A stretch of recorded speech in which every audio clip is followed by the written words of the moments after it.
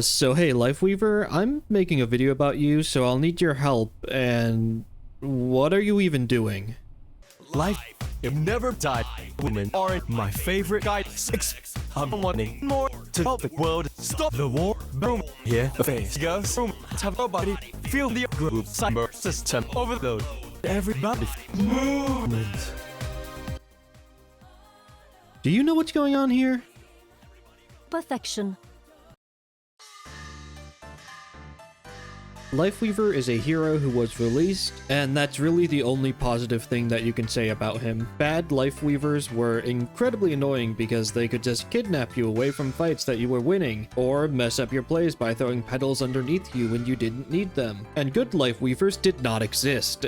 Lifeweaver was a hero that was, and still is, riddled with problems. And to get to the bottom of why this wannabe Lorax performed so poorly, we need to take a look at his abilities. First off, we have Petal Platform. Lifeweaver is able to place down a platform that will raise into the air whenever somebody stands on it, allowing them to easily escape from their family, move to Vegas, and start a new life there with a hot waitress that they met after they hit it big by betting their entire life savings on black.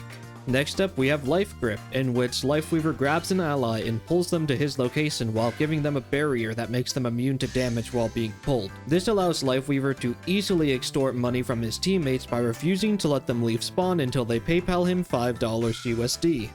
Finally, for his ultimate, Lifeweaver goes full Lorax mode and places a massive tree right then and there in the middle of the map. And in full tree fashion, this tree is practically worthless, especially when he first launched. Tree of Life was so bad that it was more useful for blocking damage than it was for actually healing your team. Well, that isn't very Lorax of you, Mr. Lifeweaver. And what do all of these abilities have in common? Not a single ounce of offensive utility in his kit at all. Supports need to have offensive utility in their kit to effectively help their team win a fight.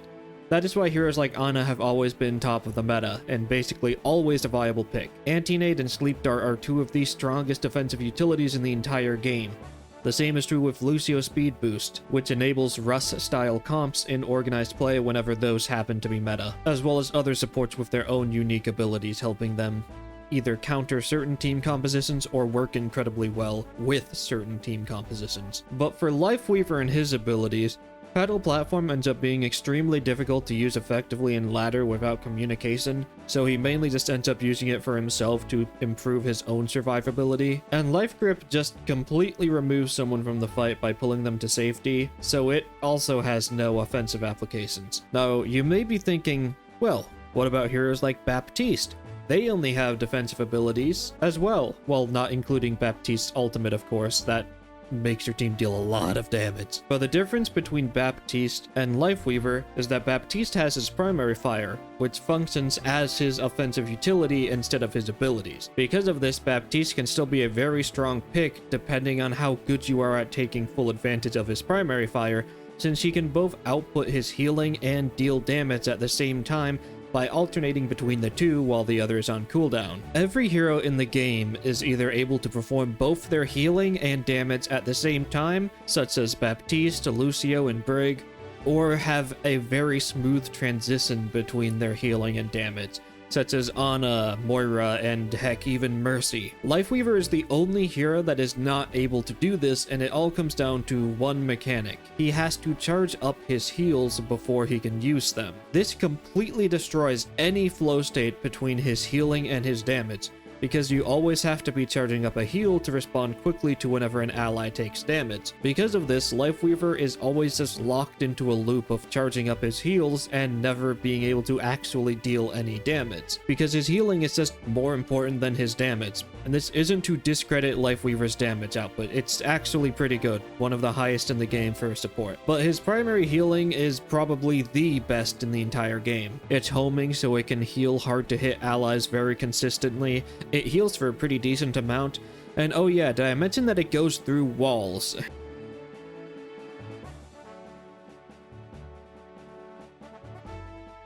Yeah, KarQ heals are slow and will just run into a wall or any random bit of geometry and destroy themselves if their target moves in a certain way.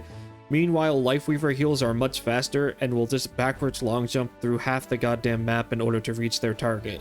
It's kind of insane just how good his healing is, so you want to always be sure that it's ready, which just leads into this constant loop of charging up a heal so that it's ready to throw out anytime that you need it. And this is the main problem that Lifeweaver had. With no offensive utility, he's very much at the mercy of his team, just having better DPS that can win their duels without offensive support. In order for his team to win, since Lifeweaver himself doesn't really help much on the offensive front at all.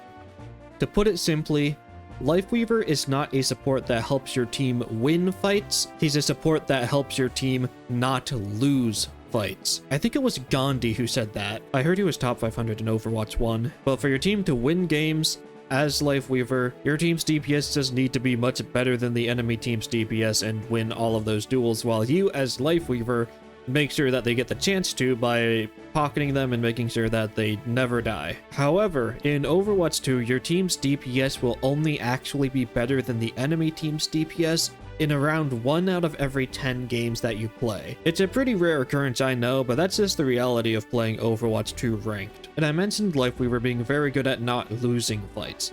And not losing fights is very different than winning fights, in that you usually have to win fights in order to get progress on the objective, which is how you determine which team wins. While not losing a fight just means that you're stuck in a perpetual stalemate with the other team where you're not getting any progress on the objective, unless they just decide to stand somewhere else and never contest it. Fast, aggressive fights are usually just better in general, even if you do lose. Having 2 fights that take 45 seconds and losing the first one but then winning the second one is much better than having 1 fight that you do win, but it takes 2.5 minutes to do so. Lifeweaver just plays defensively and extends the length of fights, which is okay when defending as long as you're also contesting the objective at the same time and not giving up any progress mid-fight, but it's absolutely horrible if you're attacking and you need to win in order to get progress on the objective. Supports that end fights faster are usually just better than supports that make fights take longer.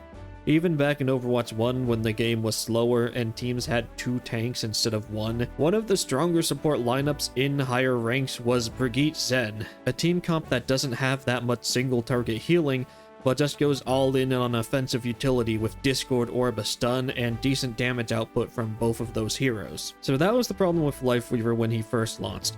Lack of any offensive utility, and a primary fire that was so incredibly poorly designed that it made him almost completely unable to use his secondary fire for damage at all. So how do you fix this? Well, by giving his primary fire some actual flow, by either allowing him to passively charge up a heal at a slower rate while he is using his damage, or store up an already charged heal and then be able to switch to damage to take advantage of that while your heal is all ready to go whenever you need to heal again. You do either of these, and I honestly think that even Lifeweaver after his first set of buffs would have been a mediocre but at least playable pick. Now, what did Blizzard do instead? They buffed everything to hell and back to the point where it's borderline broken and then just called it a day. Yeah, instead of actually making an entire aspect of his kit more usable while not sacrificing his main strength of healing output, instead they just decided to repeatedly buff almost his entire kit over and over again until it just worked. And then he got the win rate that they desired.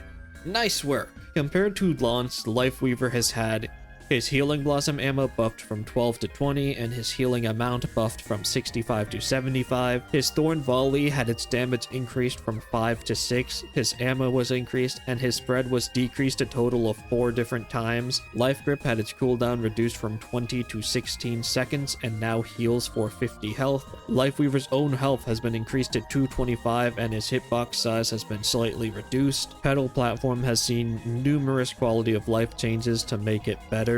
Tree of Life has gained more maximum health and also had the healing increased by 50%, and it also now will give allies some overhealth if it heals them for more than their maximum health. And Lifeweaver's passive was completely removed because it actively helped the enemy team by healing whichever flanker killed him. They did All this before they tried fixing his primary fire so that he can smoothly transition between healing and damage like every other support in the game can. And they still have not done that. Now, just to showcase how strong Lifeweaver can be at keeping his team alive, here's a clip I have from playing him in ranked at the start of Season 5. So he has gotten an additional buff since this clip was taken. The enemy team nanoblades and goes onto my team's Hanzo. He gets 1 slash out, so I heal him with my Ana's help. I then life grip him as Genji should have his second slash, but instead he deflects. But the Hanzo would have been safe if he did slash. After this, I immediately queue up Tree and place it down as Hanzo is about to be slashed for a 3rd time. The best way to use Tree is in the middle of a fight when someone gets low, because when you first place it down, it immediately heals everyone in range for double the normal amount. Because of this, Hanzo is basically back to full health after tanking what would be a 3rd swing of Nanoblade. Then I charge up another heal and give it to him after he takes a 4th swing, at which point the tree also heals him for 75 health, and he's basically full health again and Genji has to disengage. So I did have to ult for this, but you can see just how much Lifeweaver can do just denying the enemy team of kills by keeping his team alive. And it's also worth considering that if I was positioned further away from Hanzo, I could have just life gripped him and that would have been it. Genji would not have been close enough to follow up on anything at all. So yeah, even with that misplay, I could have done this all just using life grip. I was still able to keep Hanzo alive and make sure that Genji couldn't steamroll and kill my entire team off of Blade. Oh yeah, and also 15 seconds after this happened, I life gripped my Torp that's being carried away to his death by an ulting Winton. So that's another additional ult that was just completely denied by Lifeweaver existing. So yeah, that's the problem with Lifeweaver in Overwatch. He only offers defensive value to the team, when offensive plays are the most important way to support your team. He can't even offer offensive value through his primary fire like other supports can, because his healing blossom is so poorly designed.